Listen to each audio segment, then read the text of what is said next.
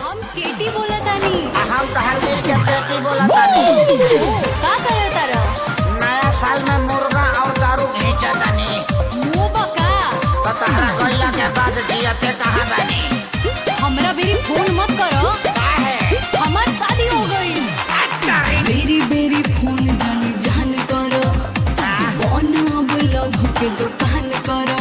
तका अंडा बेची। ए बेरी बेरी फोन जानी जान करो। अरे बन अब लव के दुकान करो।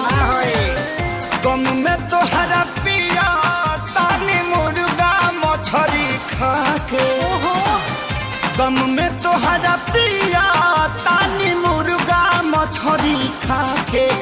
नया साले में करब बवाल वो तारा ससुरा में आके। नया साले में करब बवाल वो तारा ससुरा में आके। ना बाबा ना।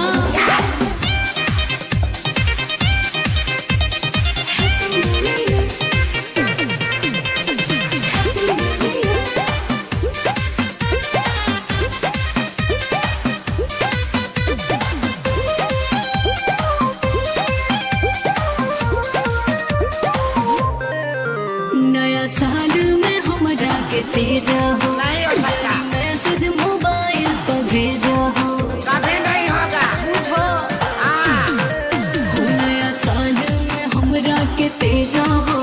जनी मैसेज मोबाइल पर भेजा हो। तो जब ले जियब जानो नंबर ना डिलीट करब हो। तहरा इला के अब नाही वेट करब हो। पिटवाई तू। सभे अपन लभरी संगे नाचता हिला के।